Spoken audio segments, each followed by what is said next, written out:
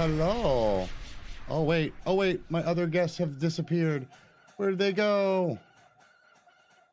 Well, They're all missing. I know. I brought them up, and then they just were like, oh, we didn't want to be in this chat room. We are going to move back down. No. You stay here. Hello, everybody. Hello. Welcome in. Yes. So much power. So much infinite. So much power. Yes. All right. So I was just hanging out with DJ Blue a little earlier, and he was like, I kind of want to talk about PAX. Maybe I'll do a web show. I'm like, well, I've actually got one planned tonight with Level Zero Media. So would you like to come along and kind of plan in this web show that we were talking about? And I want to get some people involved. You want to be my guest tonight? Like, it'd be a good time. We'll have some fun with it. So here we are. And let me introduce my guests. First and foremost, we've got DJBluePDX mixer partner and fantastic human being. Why, thank you, sir. I mean, you are what you are. I don't even have to sell you. I don't have to sell you. And then we've got Level Zero Media, both Spooty Chick and Solace are joining us. And some of you from our channel may know Solace as one of my moderators, but he is also a mixer streamer. Check him out at Level Zero Media. Solace, are you there? I'm here. Can you guys hear them? Let me make sure chat can hear you, because I know I was having some audio routing. Can you guys hear everybody coming through? Can you hear the words that are coming out of their mouth? Awesome. All right, Spooty, are you also there?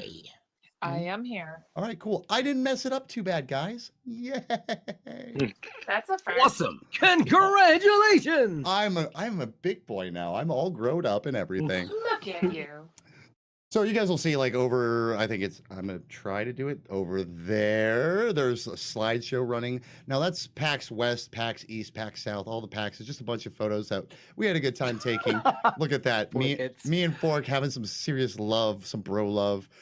But we're gonna leave that running for you guys, because that's just all the fun stuff. We're here to talk to you about all the fun we had this weekend. Now, DJ and I were at PAX West, and Solace and Spooty were over at Fan Expo in Toronto. We're going to talk about our different experiences, and then we're going to talk to you about cons in general, what to do, where to go, what to see, how to network, things to avoid, people to avoid, situations to avoid.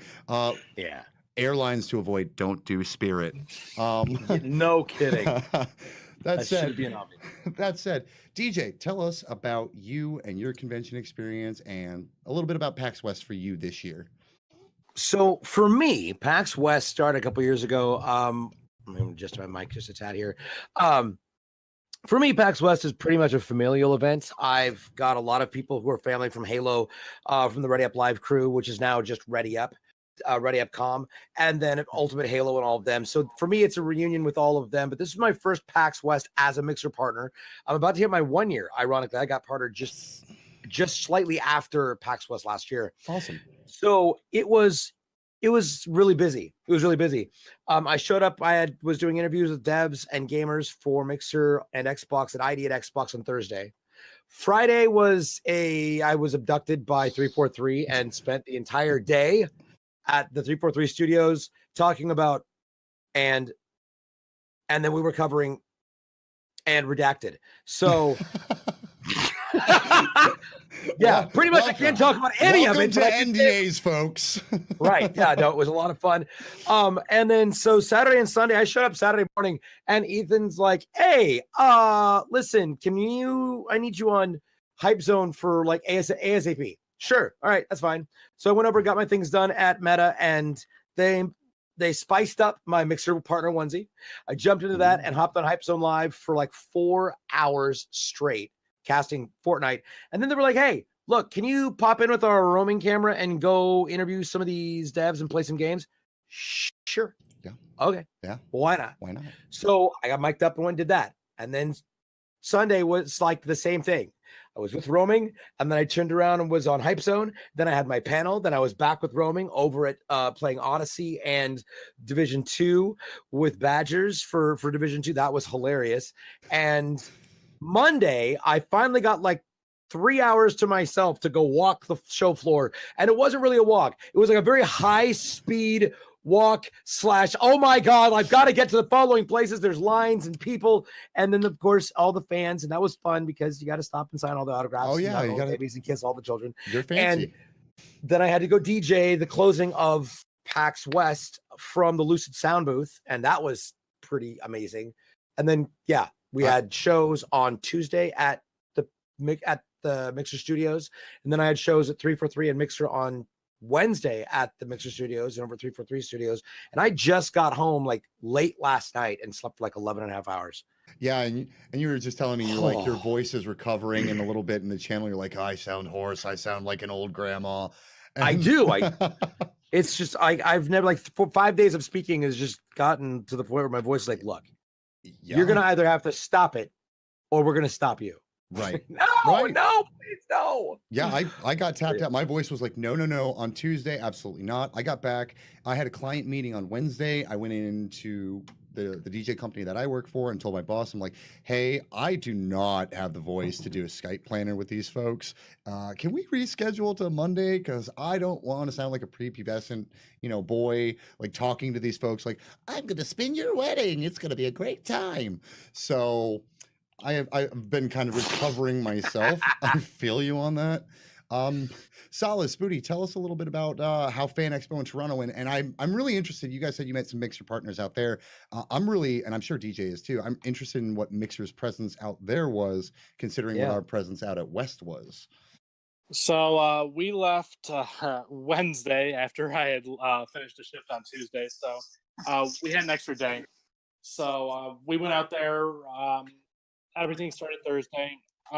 Now, Fan Expo Toronto is, how can I say it?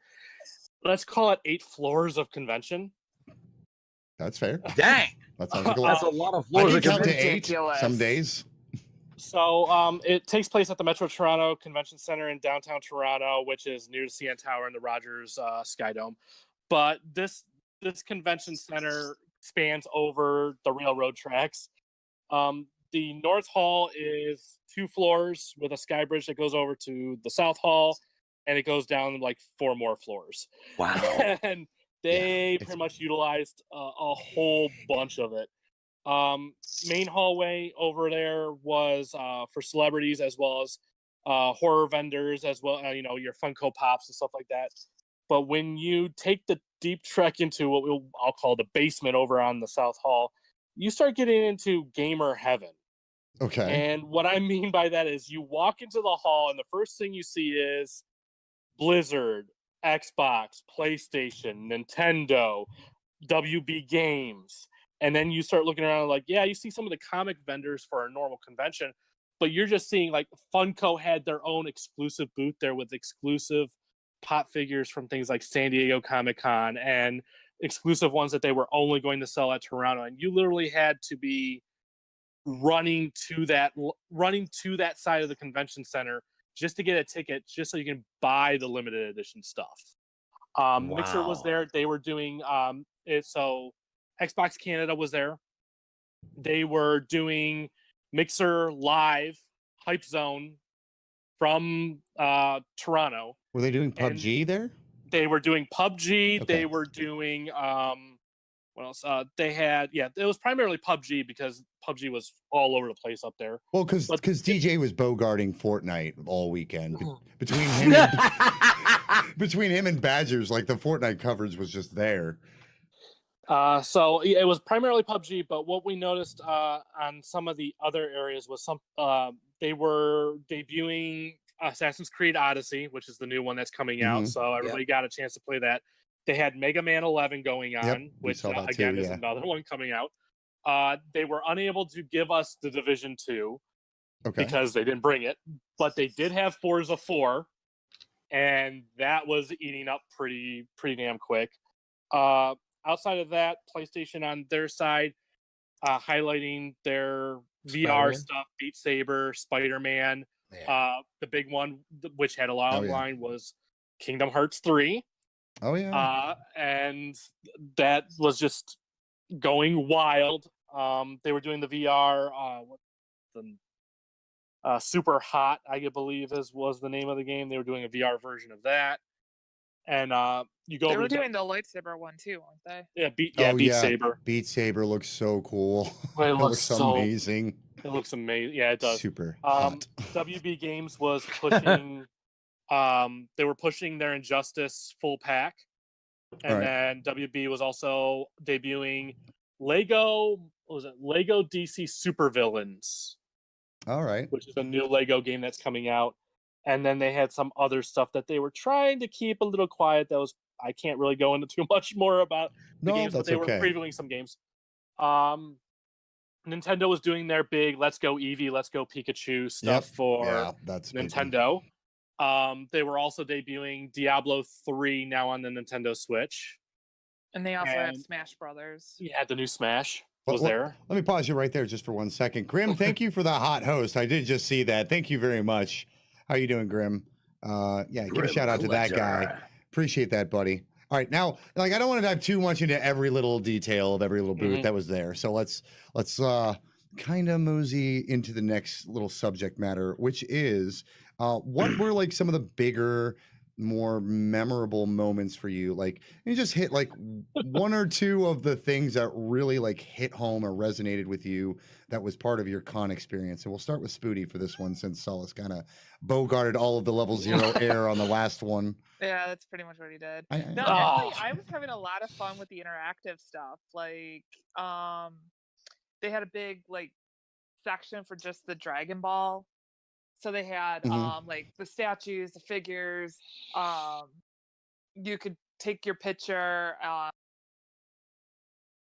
hashtag it for like Instagram to like get like little prizes and stuff. They had something for the Nun, the horror movie that was just coming out this weekend.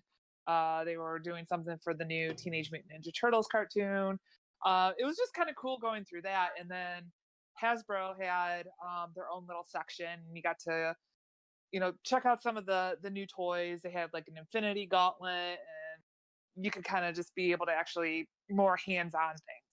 And honestly, I don't really dig too much into that kind of the interactive stuff like that when I'm at cons, normally, because we are small press usually.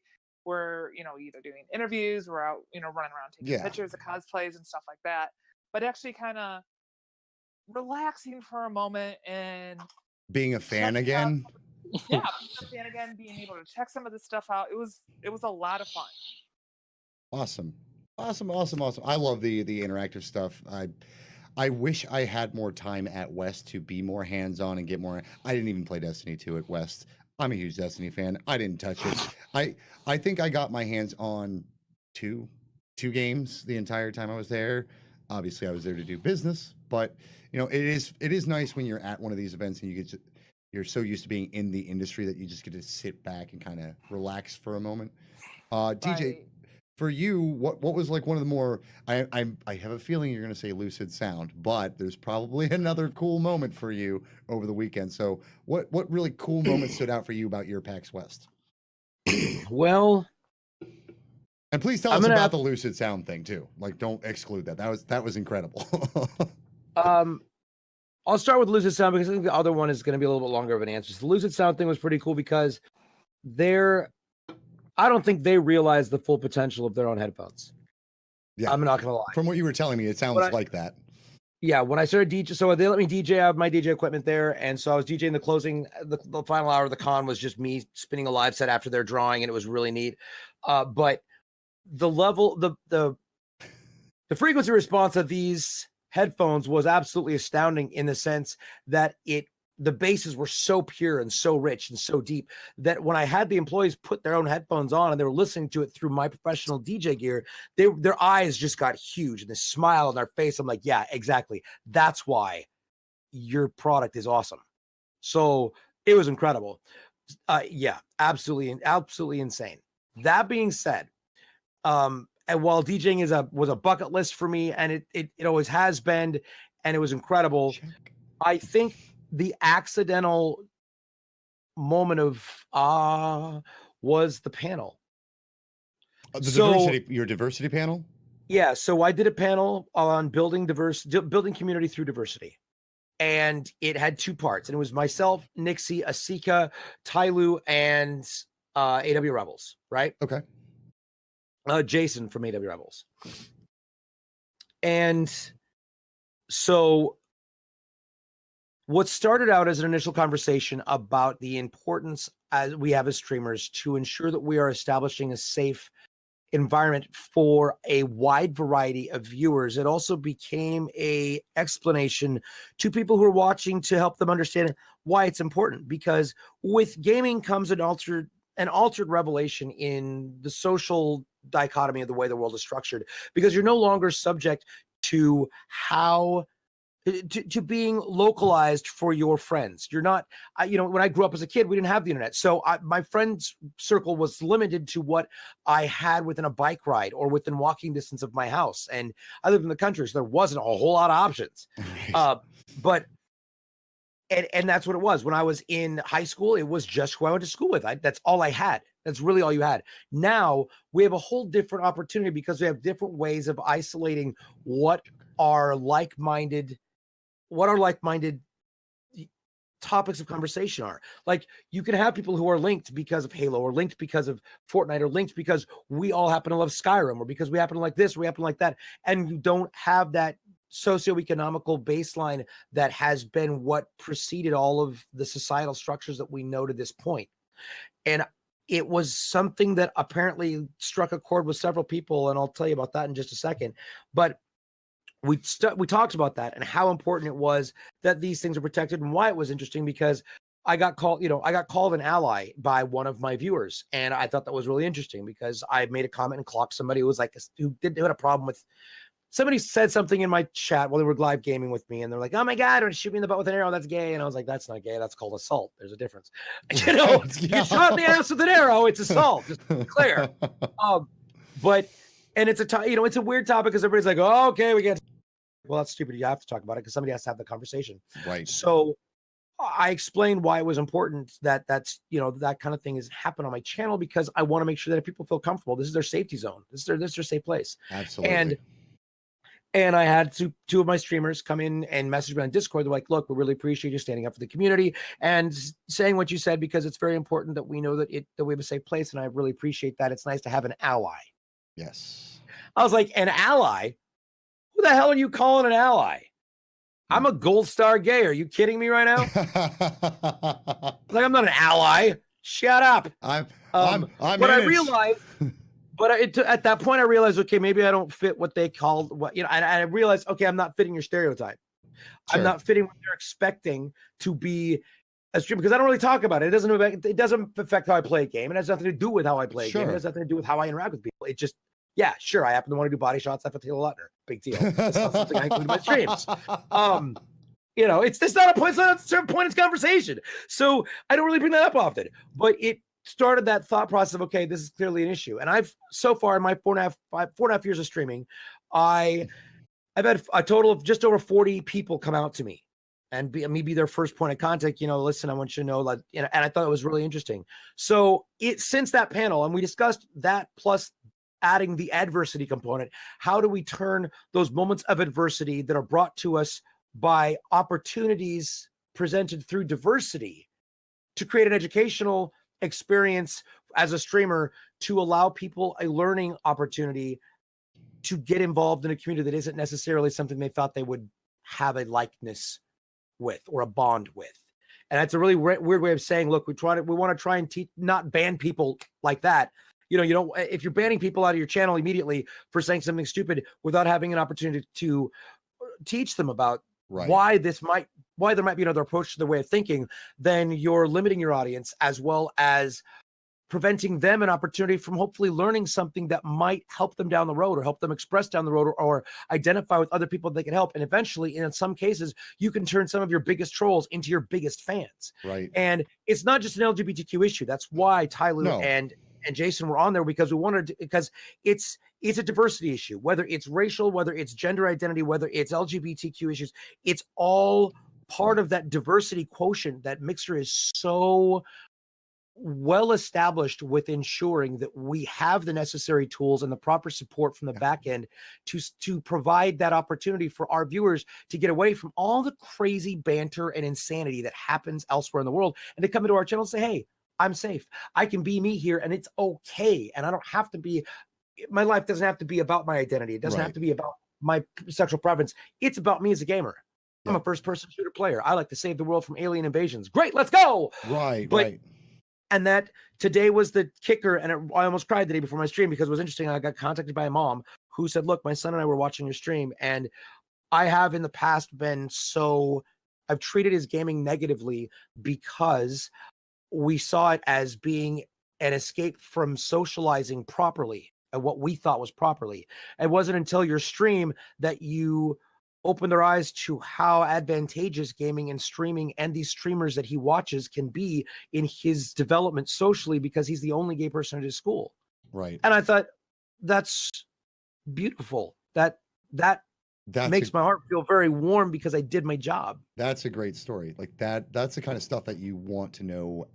I mean, we walk around the con floor and kind of like diverting back to it when you have these conversations with all these different corporate entities, right? They're always talking about influencers, and they mean it in terms of a product, but we at large have a larger social responsibility to be influencers for positive change. And one of the things that, speaking to Isika, particularly at PAX South and listening to her talk on her panel there, it has kind of changed the way that I like to and Nomad likes to handle how we deal with trolls here and how we deal with certain language issues. I don't tolerate certain words. People familiar with our chat know those words, but it is an opportunity to kind of like drop a note on them and go, hey, you're in timeout. Here's why. This is what you can think about. We're inclusive. If you're not open to these choices that these people make, or these lifestyles that these people lead, or frankly, this color that people are that they can never change. If you can't be open to that, then I'm sorry, you're not welcome here. But your timeout is limited. You have time to think about what you've done. And to see that you had that much power at your convention panel and got to put that note out into the universe, that to me is, how in the hell do I follow up my con notes for that? Like, I'm like sitting here going, well, let me talk about all these sweet parties I went to, or all these wonderful people that I met. I'm like, social responsibility, can't touch that. Like, you just I'm sorry. No, and it's okay. Like, that's the thing, is that coming back full circle, the whole point is to talk about the things you can do at cons, the influence you can have, the reach you can have, the networking you can do, what these can do for you in your streaming career, or just even as a fan, coming out and meeting somebody, coming out and meeting your favorite streamer. That was an incredible experience for me, having someone go, oh, hey, I love your content. It's like, people watch me? I have no idea. It's so uplifting when you meet people who are fans, because I don't know why people think that we're too cool for school, so to speak. Like, I understand that everybody's perception of somebody who's a streamer is different, but I don't know that people really understand that we are our communities. We are made up and empowered by those people that we stream for. And if it wasn't for them and their passion and their joy and their laughter and what they bring to our streams, we wouldn't be doing what we're doing. And these people make us smile. And when you come up to us and say, oh my gosh, I absolutely love your channel, you make me smile. I have a dark, bad day at school, and I come home and I watch your channel and I'm laughing by the time I'm done. That right there, that makes my whole day, because it means what I'm doing is contributing to a better quality of life for somebody. And even if it's just one person, that's all it takes. Yeah, that's it for me. I've done my job. I'm doing something that matters. And for me, that's all I need to know. And it's great. And so always make sure that you're telling your streamers, don't be afraid to go up to them. Don't be afraid to go up to InfinitePower and say, listen, you're freaking rad, bro. Because it's great. I love hearing it. All right, Solus. I don't want to follow up DJ, so tell me about something cool that happened at Fan Expo. Honestly, it's the people. Now I know that the general stereotype is you go to Canada and they're just overly nice, and to tell you the truth, it really is it shouldn't even be a stereotype. It's truth. It's true. The people up there are really nice. They're very inclusive, and you can sit there and say all day long that you're an American in Canada, and they'll just look at you as like, welcome. Right. Welcome, eh? But honestly, I mean, in comparison to other conventions that we've done, they put on an amazing show. This is probably the biggest convention that we've been to yet, and it has seriously made us think here, like, what can we really say bad about this convention? Right. We normally review these things, and we usually can find, you know, a few nitpicks. And at this point, we're sitting here going, man, we're going to struggle just to find anything bad we can ever really, or a con that we can sit there about this, because we go pros, cons, neutrals. And it's going to be difficult on this one because they just did a lot of things great. Photo ops, the photo ops Right. system that they have is just amazing. It's smooth, it's quick, it's clean. I've never heard of a convention where I could honestly say that, and this is the exception. I cannot believe how the photo op area ran. Like, normally when you go to these things, there's just crowds. You don't know where you're supposed to go. Everything's Lines and like queues all over the damn place. Yeah. oh man, they had a system, and man, I want to bring that to other cons because, you know, once you get it going and stuff, I mean, you're in and out, and like I praise them for that. But yeah, I mean, there's really not a whole lot from that convention that we can really just sit and be like, oh my god, this was a disaster. Right. Like, it's mostly just like little nitpicks. Like, I was in line for Triple H for an autograph, and he went and took a break, but none of the volunteers let the line know, because like some of us aren't Right. close enough to be able to see Yeah, booth and everything that like line that. particularly, I imagine, was quite long. Oh yeah, I was in it for a good couple hours. Oh, yikes. Okay, I didn't imagine it was that long. I mean, Triple H is a very Well, no, unlikable guy. It was like terribly long, but it was just the fact that like I said, he took a break. No one was really informed, and we're just like, okay, what's going on? Oh, he's apparently not at his table anymore. What the crap? I mean, that's not something that's really going to completely like make or break my weekend, but it's just something to be like, maybe a little bit of more communication with some of the volunteers and stuff could have been a little bit better. Right. I think for me, like, and I'm just gonna touch in real quickly. I never really got the after party thing before PAX West, and I did a lot of them. And if you saw You've me, always been a party whore. if you saw me in the morning after, somewhere around the mixer booth, because usually I would find my way to the mixer booth when I got there after 2 hours of sleep and all night partying. I'm sure DJ can attest to this. I got like bags under my eyes. I can barely speak. I had a really good damn time the night before, and you could tell up until about the time I got to lunch. But that said, even though I managed to hit, I think, 5 parties with crows in one night, and we were party hopping. I got to meet so many damn cool people. I met Schmiegel from Twitch, and we had a lengthy argument about esports versus entertaining. At the end of the Lenovo party, I got to meet. Yeah, I got to meet Big Giant Circles and Chipsel at a different party, and we've been huge fans of Just Shapes and Beats on this channel, and those are 2 of the artists on it. I got to go shake hands with them, along with the guy who did the Destiny 2 soundtrack, all hanging out in the same bar. So for me, it wasn't even just meeting the celebrity appeal of it. It was just going to these things, reconnecting with Pioneer, who I have an affiliation with now from our work with Jurassic World Evolution, and just reconnecting with them and going, hey, love your product, love what you do. And them going, I remember you. We remember giving you the key. Thank you for doing what you've done. Talking and like having these industry professionals know who I am based on my work, that was kind of valid. Like, I found a lot of things in PAX West, whether it was my relationships with other partners or the mixer staff, or hitting up and talking to fans, or partying with people, or meeting with industry folks that people hadn't any inkling about who we are, kind of validates how I've spent the last 15 months. So that for me was what PAX was as far as like the coolest thing about PAX. We actually did have a really good question from the audience. If you could change one thing about the con you went to, what would it be? And I have one thing, just one thing, and I'm just gonna throw this out there. Mixer, Facebook, and Twitch had really awesome booths.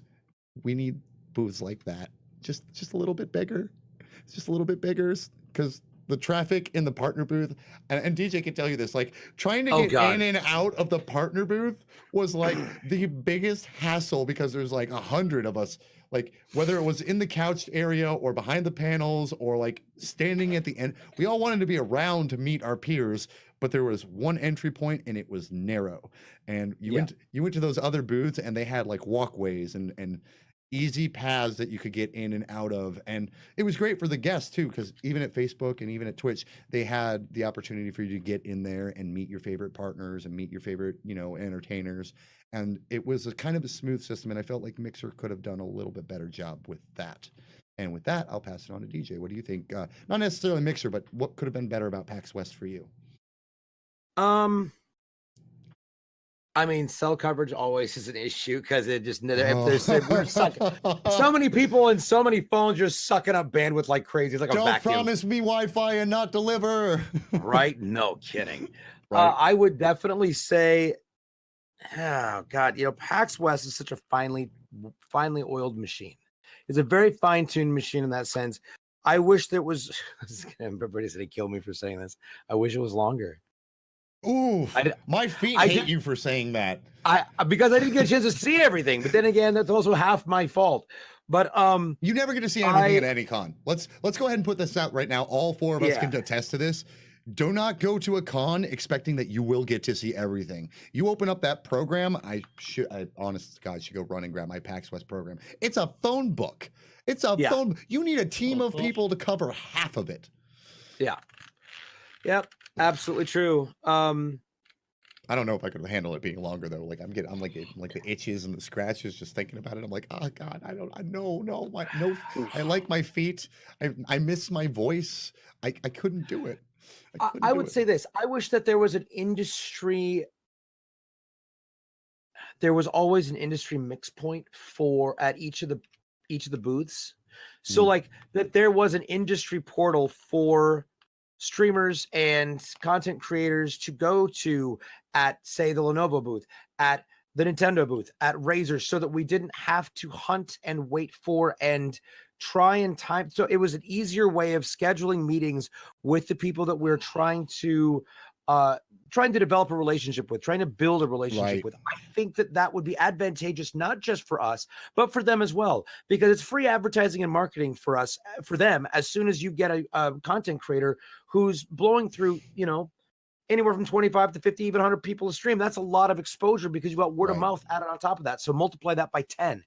And if you had that there and they were a little more attentive to those options and possibilities, I think the marketing opportunities for content creators, regardless of platform, would be much more expansive than I think that they were this year. And this year I noticed a lot of booths that were overpowered by attendees and not enough staff. That was something that I ran into. I will say this much and kind of play devil's advocate for the industry a little bit. When I was going around doing all the charity pitches and trying to get corporate sponsors for the Real Life campaign, one thing that I kind of had an appreciation for was you'd have to go chase down somebody at the booth that had a free moment, and then they would have to direct you to their community manager or their marketing director or something, and they would go, yeah, that's Will over there, or that's Tina over there, go talk to her, she's the one you want to get to.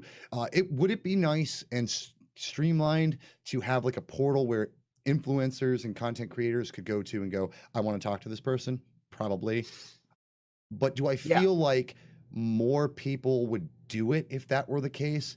I do. If there was like one solid point of contact and it was just like, where you're going, I feel like almost every content creator would go there. Whereas the ones who really, really are putting in the drive and the energy and the effort will make that effort to chase down the appropriate people, and they seem to remember that. Like my contact Also at Square true. Enix remembers that I Can- went the extra mile for him. I'd like to add on to that Sure. point here, because the nice thing about being in Toronto was that everybody was kind of delegated almost to a corner in the one major hall, and in doing the same stuff for real life, talking to people at PlayStation, Xbox, WB Games, whatever it may be.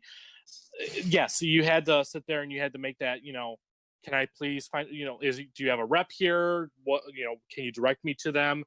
I would like to speak to them about something I've got going on that I'm being a part of. I'd like to get, their input. And majority of the staff, yeah, they're like, you know what? That's the guy, or that's the lady over there you want to speak to.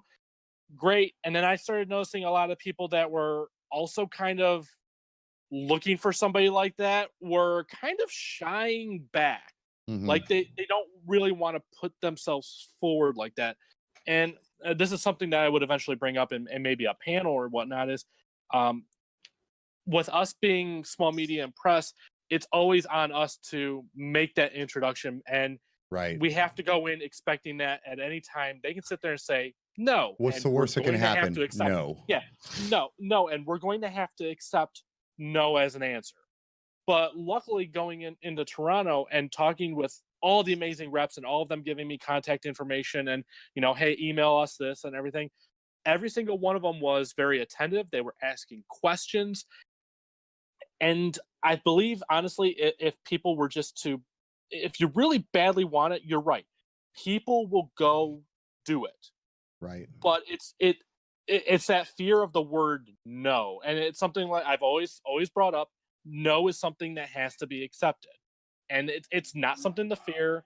It's not something to be, cuss and scream over, or even ask Sure. the follow-up question of why. Accept the word no.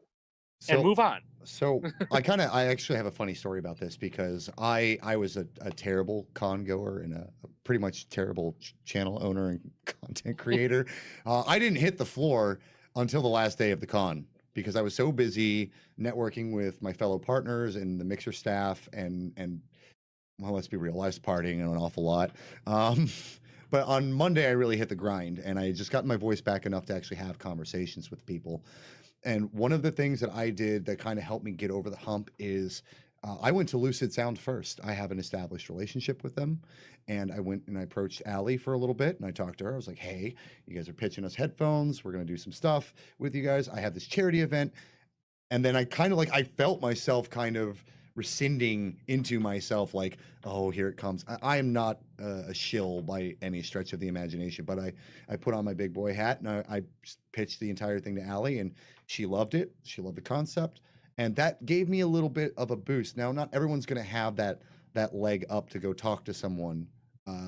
So what I would say is just go talk to someone whose product you are super familiar with, super comfortable with. That way you can have that dialogue with them, carry on that conversation, and then pitch them. Hey, I'd love to, use your equipment. I'd love to, use your headphones. I'd love to check out your chairs, that sort of thing. Wherever your comfort zone lies, you still have to break that no barrier. You have to cross that line of saying, I could be shot down, but this could be really good for my channel. So having that leg up on the industry was nice for me to go, okay, Allie, let me pitch you. And then I went to someone else. I went to Square Enix next. I'm comfortable with their products. I play their games. I've been a fan for a long time. So I went up and I was talking to them. Hey, I'm running this anti-suicide campaign. Oh, hey, we happen to be running a mental health campaign 3 days prior to yours. Great, let's have a dialogue. Let's talk about this subject that I'm super familiar with. And all of a sudden, here's an exchange of cards. We're already communicating via email. That's just kind of, you find that one thing that you can attach to with these people, and then you try to hold the conversation. If you have like a 5-minute conversation, you're forgettable. If you can hold it to 10 to 15 minutes, you don't want to eat up all their time because they're busy, but you want to be memorable. So and you guys can check me if I'm wrong here, but I think about 10 to 15 minutes with anybody is about the right length while you're on the con floor. You agree or disagree? I think it depends. It depends on the content, and it depends on the conversation and the bond that you're developing with that person. I mean, Sure, I spent an hour with Allie. I'll give you that. right? Yeah, Allie, exactly. Allie was very talkative, and that was one of I think her strong points. But yeah, you don't want to just be you don't want to straight up try and sell yourself to their product. You want to try and find a way of establishing what the value is between the two of you that is going to help elevate not just their product in a unique way, that's something that differs from other creators, but in a way that's going to be beneficial to them. Something that sparks their creativity or at least catches their attention because it's unique. And if that seems like it's really stretching it too far, there's always a way for you to have an approach that is going to provide, I guess, an element that others don't necessarily bring, because you are a unique channel creator. Everybody's got a unique thing about them. So find out knowing yourself is as important as knowing what product you're going to try and pitch yourself to. Right. And knowing people also is a good indicator. You can tell if someone's disinterested, reading somebody's eyes, their body language. You can tell if they're busy. You can tell if they have time. You can tell how engaged they are. So, maybe a firm, hard 10 to 15 minutes isn't exactly what should be said. To me, that's an estimate. And then from there, you kind of move up or down the ladder based on what feedback you're getting from that person. And side note, Tacky, I would have invited you to this, but you did your own web show and you were doing a hell of a lot better than I was doing. So Tacky, that said, what's up, baby? Love you, Tacky, my little the way cuddle I would buddy. add to this for a moment is I would say if you can cross that 5-minute barrier, you're in a good area. The thing I would be looking for is the rep or the other person on the other side asking any follow-up questions. Lead them to ask that question. Like in talking with PlayStation, the question was come up, well, what about this? What can we do? What are you looking for, and what can we do to help you get there? When you start getting that question coming out of somebody's mind, like, how can we as a company or me as a rep help you get to what you need to help? Then all of a sudden you sit there and go, I've got them on the hook. I haven't reeled them in yet, but I've at least got them sitting there going and asking the questions and more interest into it. So at least I know I'm going to get a follow-up on it. So I want them to be able to sit there and stop me and say, let me ask this. And the moment you know they're going to ask that first question is the moment you know you've hit your time area of your explanation. Right. Yeah. All right. Okay, well, let's I don't want to keep this more than about an hour. So we got about 15 minutes left and there's a ton of stuff we can cover. But let's do something kind of I don't know, fun, right? Like fun for me because I love like pushing boundaries and like knowing. I'm a troll. I'm a troll by nature, so I love to know the things that pushes people's buttons. I'm just gonna stick Spooty on you. That's it. That's fine. I'm actually gonna come at Spooty with this one first. Spooty, what is the thing about cons? What is one thing that grinds your gears at cons? One thing that'll just get you so triggered at a con. One thing, just one. Oh man. One trigger point. Uh-oh. Should we come back to you? I gotta think about it. Cool. All right, Solace, how about you? What do you got? Oh, I have one. Do I need to go first to give you an example? No, I've got it too. I know what it is. It's so there was a 3-hour line that we had for a specific person, about a 3-hour line. And the line was snaked, curled, and there's these people that decide that come up and they see their friends in the line and they jump in with them. Oh my God, the Facebook party! You just see everybody who's like patiently waited in the line, who's been standing there. Their feet are killing them, their knees are killing them. You see them like constantly. Their mouth is dry. Yeah, like because they haven't had a drink in an hour. They're squatting just to keep the muscles somewhat close to limber. Their backs are hurting. All this type of stuff because the line is moving so damn slow. And then you see people that are like, "Oh, hey, how's it going?" They start chit chatting, and then they get in the line with the person. And you sit there and you're like, "Get to the back of the damn line," because you're like halfway taking your shoe off, about to throw it at them. Is that the one where you got my comic signed? Yeah, it's the one where I got your comic signed, and I really badly just I wanted to find a metal pole for one of these stanchions that have, they shield the back of a comic guest. I just wanted to take one of those poles and just like beat the living shit out of the person. Right. So. Right. All right, DJ, what you got? I know there's something. Okay, so it's not necessarily a con thing. It is a thing at the cons. Okay. So you invite a bazillion streamers, you put everybody in VIP, you stack VIP hardcore, and then you don't have enough staff to work it. Like, are you talking about the Facebook party? I'm talking about most of these parties. Yes, there's 300 people in VIP, and you've got 2 bartenders. Can I swear on your channel? Yeah, absolutely. What the shit? Fucking have at Oh it. my fucking God. I have never been more frustrated in my life than standing there for 30 minutes waiting for somebody to get me a half-ass cocktail. I'm like, look, I'm sorry. It's not all about the drinking. That's fine. But you know what? Sometimes at the end of a freaking day, you just want at least You just want to drink. You just want to drink. Sake, you invited 300 plus people to the VIP line and you've got 2 bartenders and they ran out of liquor. Like, you want to see definitely rage? the Facebook party. Oh my be the God. Facebook party. And then their DJ was terrible. Yeah, he was dreadful. And oh God. Look, I appreciate that they got the guest star T-Pain to come out and have a good time, but let's be real, that was karaoke with T-Pain. That wasn't a T-Pain performance. Half the songs weren't even his. Yeah. But no, I'll tell you a funny story, DJ, because I'm not sure you got to hear the story. So I waited. I did not have VIP for Facebook. So that line that was wrapped around the building, I was in the back of that line. And I waited an hour and 15 minutes to get inside. Nope. What? So I'm so sorry, dude. I'm so sorry. Hour and 15 minutes. I get in there. I see SCO. I see Ruffles. I'm like, all right, guys, we're going to party it up. Where's the bar? There's 4 bartenders. There's probably 2,000 people in that building. Yep.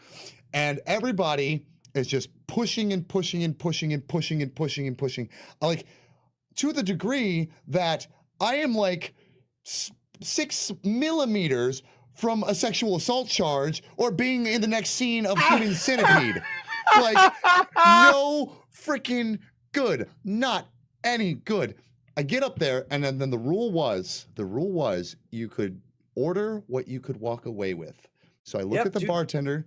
No, to my ass. I looked at the bartender dead in the face. I'm like, I used to wait tables. I'll take 4 drinks. Can you carry 4 drinks? We'll see. I would like one with no ice. So I order 4 whiskey and Cokes. And I'm like, 1, no ice.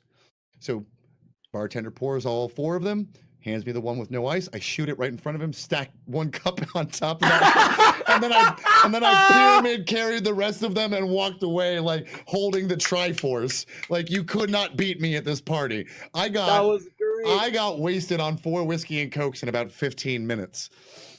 I don't play. God, I was not going to wait in that line again. Like, hell no. And to boot, I was the end of the whiskey. Like, that was the end of the whiskey. 2 people behind me was Crows. He ordered the last 3 beers. And then it was a wine bar for the next half hour. This is 1 hour and 45 minutes into the Facebook party. They were out of booze except for wine.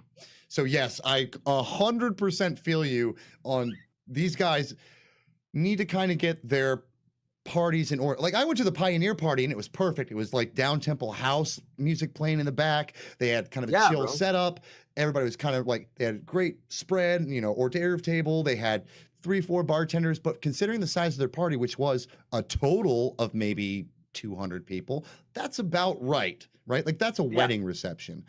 Facebook's like, everybody come to our party. We're going to try and get this massive exposure. We're going to do all this stuff on media. And it was a debacle. The entire thing was a debacle. So I'm with you on that. The people hosting these parties, like even Badgers had a great after party, fantastic party. And he underbooked it a little bit, but there was staff there to take care of that. So I get what you're saying. I didn't get invited to the Badgers party, so I'm not going to be bitter about it. What? Yeah. What? No, I didn't get invited to Badgers party. You guys showcasted together. How is that a thing? I know. Oh, we will grief the shit out of Badgers. Like, I've got my message on Discord open to Badger. Like, how do you not invite DJ? He's world famous. That's hilarious. I'm just a little partner. That's all I do. Did you I'm think still a of, partner. did you think of your thing yet, Spooty? I did. Okay. So here's one thing. We were in line for an autograph, and she wasn't there yet. So we got in line because we're like, all right, better get in line now because this line's gonna get stupid. There wasn't any volunteers there or something, there, and the line started going, everything like that. And my biggest complaint is some of these people who are volunteering don't know what the frick they are doing. Like Solus pretty much ended up becoming the volunteer, telling people, no, the end of the line is back here, and like trying to conduct some kind of system or whatever. And I even had another point where I was trying to actually find out, because Doug Jones was there. I love him in like Pan's Labyrinth, everything like that. And I knew he was there Saturday. I didn't know if he had a table, if he was doing autographs. I literally ran that entire convention going from one end to the other, just trying to get any kind of information, where he's at, if he was doing autographs, anything like that. And I'm sorry, but if you are going to volunteer at one of these cons, you better damn know what you are doing, because you can't have all these people coming to you and being like, I don't have an answer. It is Go over astonishing there. how little con staff knows. And I know a lot of them are volunteers and some of them are paid to be there, but when you put somebody in charge of a line or in charge of an area, they should probably know that fucking area. They just need to know. Like, give us information. Right. Like, I'm sure that they have like some kind of like maybe like pre-con meeting, or before you even go out onto the someone needs to be like, okay, well, these are the rules for this is what you're going to be doing. Have some kind of an idea as to what you're doing, instead of just standing there and not knowing. Like, even this one girl for the line for the autograph, she was told what to do and she still couldn't even do it right. Right. That's unfortunate. Well, I mean, they hire that con staff so fast, like they don't actually check to see if anybody's qualified. And actually, I have kind of a story, and I don't want to dime anybody out because it's for a charity booth that I went to. But I went to one particular charity booth, and I was kind of talking about they were a mental health organization as well, and I was kind of talking to them about my grand scheme of turning what we have going for Real Life into a week-long event benefiting multiple mental health charity events. And so I'm up there talking to the booth, and two fantastic people who could tell me just about everything about the charity, but I had no point of contact for networking beyond like taking your merchandise and taking your pamphlets off of the table. Beyond that, those people were useless. And like, to not have any sort of, I don't mind that you have volunteers there, and they were fairly well-informed volunteers, but to not have a larger point of contact for your foundation as a whole on site, I found to be kind of disconcerting. That's just kind of piggybacking on Spooty's point, but my biggest gripe about cons has nothing to do with the convention, has nothing to do with the vendors, has nothing to do with my fellow partners. Con goers. Spatial fucking awareness. I appreciate that you want to meet your friends somewhere. Do not stand in front of the escalator to meet them. Do not give your friend a hug goodbye in the doorway while there's traffic behind you. If there's a line, continue to move forward. Be aware of your fucking surroundings. Because honestly, that 5 seconds that you spent hugging your friend or patting this cosplayer on the ass, which you shouldn't do. Cosplay is not consent, people. But that little bit of time that you spend, 5 seconds for every person behind you, there's at least an hour wasted behind you because you had to be some self-righteous asshole standing in a walkway. I'm sorry. Look, you got 4 days worth of badges in front of you. All right, here's what you do. Stack that day's badge on top so you're not sitting there flipping through 37 badges to get in the goddamn door. Please. Right? Yep. Please. No. Please keep the lines moving. As congoers, just whatever you can do, keep the lines moving. I will say one good thing about Toronto, because you had to go, like Solus was saying, you had to go over the train tracks and everything like that. Going from the north building to the south building, when you're walking across that walkway, there's signs that say you're not allowed to stop, you're not allowed to take pictures. They had staff along that area. And if you stopped for like maybe like 2 seconds, they're like, no, you need to get going. So I commend Toronto for at least keeping some kind of a flow going. I'd also like to add something to your observation about the badges.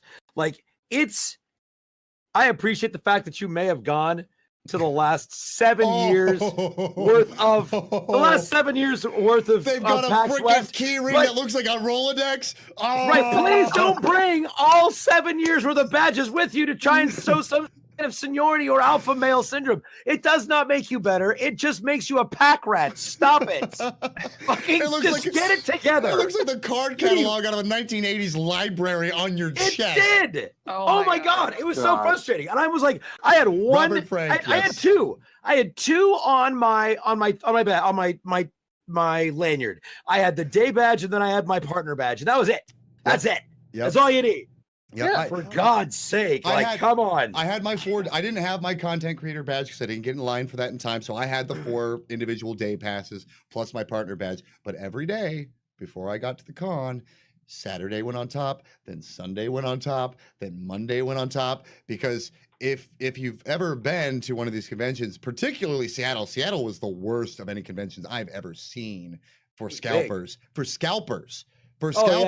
Like, they had fake badges everywhere. So they wanted to see like the holographic foil on the back. They wanted to see the front, make sure the colors match, make sure like and I understand in the wake of the Madden tournament, like security was a little tighter. There was a lot more police presence, which was stunning to me that nothing was done about the scalpers on the side of the street. Some of them were really aggressive, but that said, like it's not that hard. You start your day off, you're going to go put your badges around the neck. The first thing you do is you just pluck the one that you're gonna be using that day and put it in the front.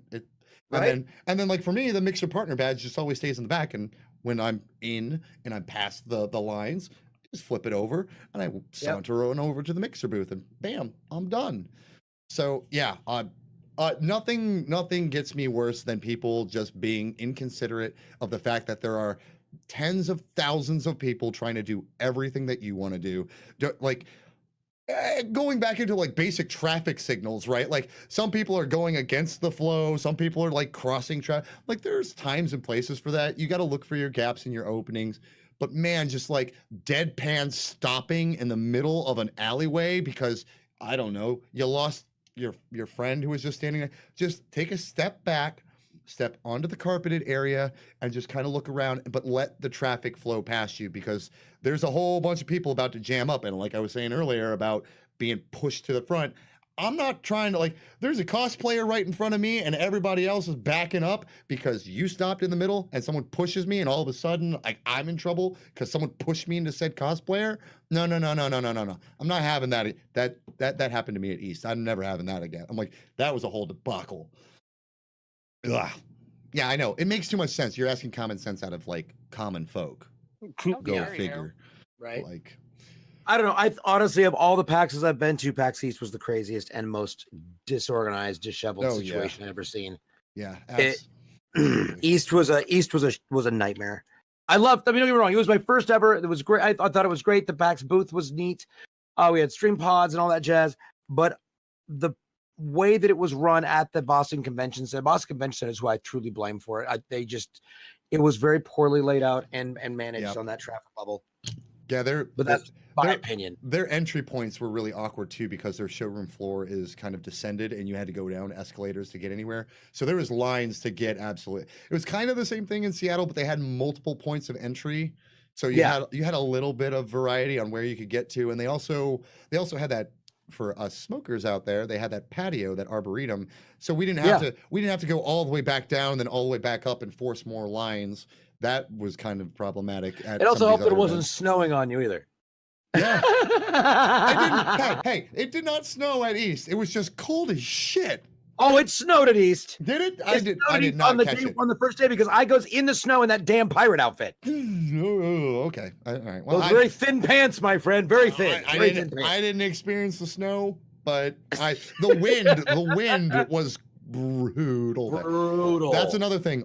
Just kind of a pro con tip, like check the weather of the place you're going, because it is not going to be the same temperature as where you came from. So you might be planning like you're coming from hot Texas and going up to Seattle, and it's got, you know, kind of an autumny feel, or you could be from super cold Michigan and going down to, you know, E3, and all of a sudden, like, you're gonna wish you had shorts and a short sleeve shirt instead of packing your thick, heavy winter coat.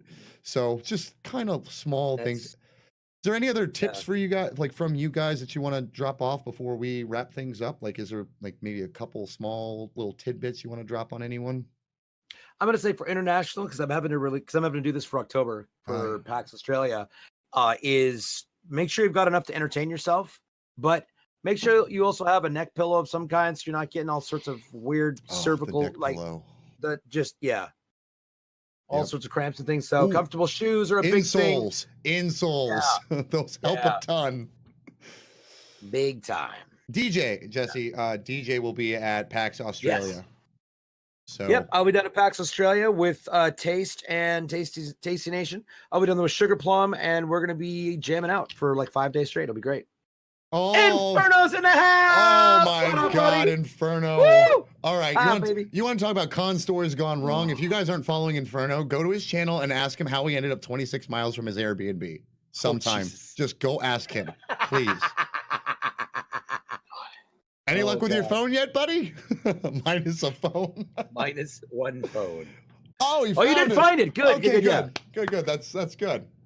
All right. Solace, Spooty, you guys have anything for your con going event? Or even, I know you and I will be doing some more talking about press specifically, but just as con goers, for people who may want to go, or, you know, young media, young content creators, just a tip that will help them get through a convention.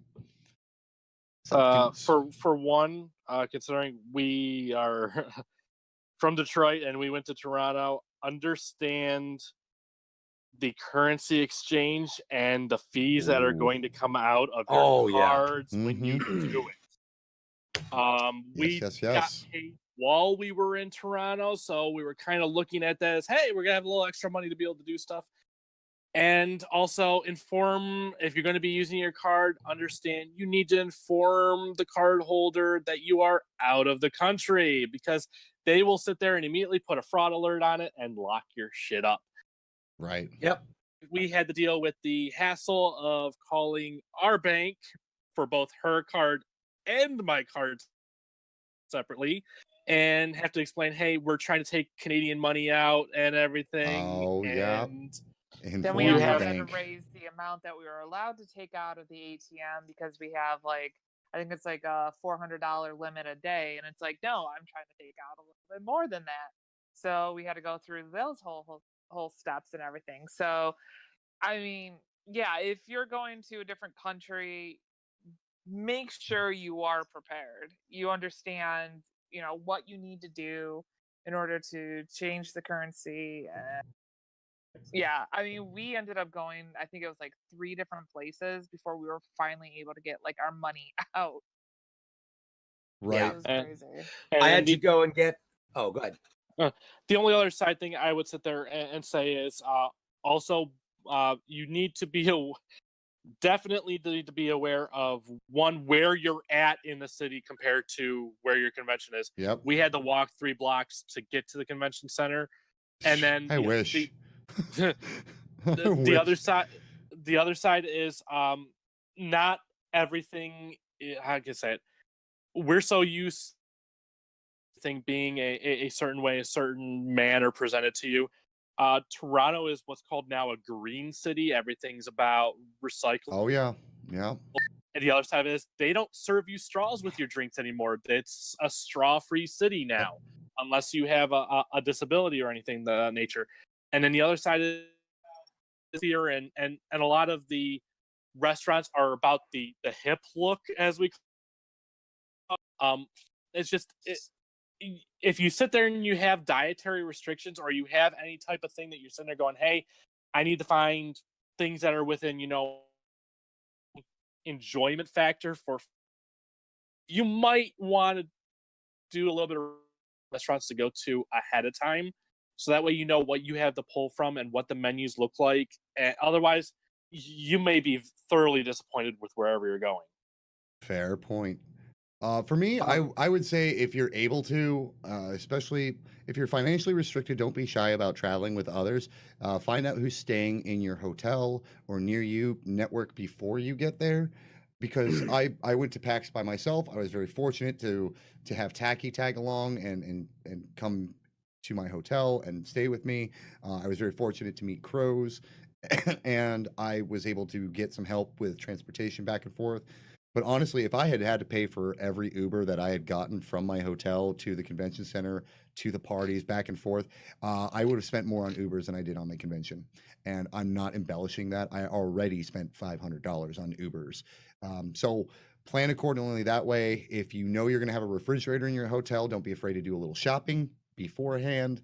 I spent easily $30 on average per meal. I was eating well and I was having a good time, but it was not cheap. And the cost analysis that you do beforehand needs to be as accurate as possible. Otherwise, you'll come out of it with a big gaping hole when you want to go buy, I don't know, a game or a bag or a t-shirt or some really cool knickknack that you found that's only available there. So just be financially responsible. And again, if you're able to travel with people that you trust, do so. Save yourself the cost. You don't want to spend $700 for a hotel for yourself, $500, $600, $800 on Ubers, plus your travel costs, et cetera, et cetera, et cetera. If you got it like that, that's cool. I'm spending $900 on my hotel for PAX Sauce. Yeah. It's painful. Yeah, it hurts. But I've got a one-bedroom apartment with a rooftop pool, so I'm not exactly hurting in there. It's going to be awesome, but you know. See, Grim, Grim, I see what you're saying. Like you eat cheaply. I'm not an expensive eater either, but it's amazing how you meet people and they want to go out to dinner and you don't want to be left out. I had a $25 breakfast because I wanted to hang out with Night Sky and J Mitch and Permanoob and all those guys. Like, I wanted to go hang out with them and network with them. So I sat down and I ate with them. I went out with Crows and Expert Level Gaming, and we had $30 Cheesecake Factory because I wanted to hang out with them, because I wanted to spend time with them. Had I eaten or had I snacked better, like packed my book bag full of snacks like granola bars or anything of that sort, like energy bars, something like that. Maybe I'm not buying, like an expensive plate of pasta. Maybe I'm just getting an appetizer. So this is more of just kind of a, yes, you can eat cheaply, but don't discount the relationships that you can form over those dinners, over those parties, over buying a round of drinks for people. I bought a round of drinks for me and G Flow and J Mitch and a few other of the partners because I wanted to. Like, I want to make those network connections. So you kind of got to budget for that too. It's just budgeting for a con is incredibly important. And that's kind of what I'm trying to get across here. Go ahead, Spitty. All right. That's. I was saying, like, our hotel, I think if you converted it over to the US, I mean, we paid at $1,200, but luckily we had a friend who stayed with us, so it was a little bit cheaper. But another thing, especially like in the warmer climates during the summer, stay hydrated. Make sure, like you're saying, you have take care of your health. Yeah, I mean, that's the major thing is, you want to make sure you're taking care of your body. If you're feeling tired, don't push yourself. Make sure you're sitting down, making sure, you're getting a little bit of something. Like, a lot of cons, you can still bring in, some of them will allow you to bring in like a bottle of water or, like little snacks there and there. Just make sure you are staying hydrated. You're staying, my words are retarded right now, but yeah, you just want to make sure that, you're taking care of yourself. Don't starve yourself. Don't, make sure you're taking your breaks. All right. Well, with that, let's do one quick last roundup. DJ, where can people find you? Tell us where we can find you. You can find me on Mixer, of course, at mixer.com/DJBluePDX. You can also find me on Facebook, Instagram, and Twitter at that very same address. Solace, Spooty, where can we find Level Zero Media? Okay, so I'm guessing I'm You take it. I thought you were going. Okay, so on Mixer, Level Zero Media, you can find our website, LevelZeroMedia. Both. Actually, individual- let Spooty do it because your mic is cutting out. Spooty, Yeah, I do was your gonna say thing. you're cutting out. Blah, blah, blah, blah. All right, so Mixer, you can find us at Level Zero Media. We have our website, LevelZeroMedia.com. YouTube, you can just find us under the same thing for Twitter. And Instagram is Level Zero Media Official. Awesome. All right, guys, that's going to do it for the show. I am going to just roll right over into Destiny 2 after a 15-minute break. You're already watching us here on Mixer, Infinite Power. You can find us on Twitter, Infinite Power MG, on Facebook, Infinite Power Media, on YouTube at Infinite Power. You can find us all over the damn place, and our website will be launching here soon, InfinitePowerMedia.com. Don't forget, the Real Life Project is coming up soon. If you're interested in that, make sure you go to the sign-up forms. We are everywhere. If you're interested in the charity event, make sure you come talk to me. We'll get you signed up. We'll get you rolling. I want to thank my guests again, DJBluePDX and Level Zero Media, for joining me. I hope you guys got a lot out of this. Next time, we'll try to... This is a pilot show, so we're going to try and get a feel for this. We're going to get this all condensed down into 1 hour, and next time we'll try to get a little bit more Q&A out of the audience, and hopefully that'll work for you. Back. All of you, I hope, will be back. I absolutely want to have you guys back. This was a pleasure for me. So thank you guys on short notice for doing this with me. Yeah, Thank no you for problem. having Thank us. you for Yeah, having us. absolutely, dude. Anytime. All right, guys. Bye. We'll catch Bye, you. everybody. Bye, everybody. We'll catch you here in about 15 minutes after I've had my break. Deuces.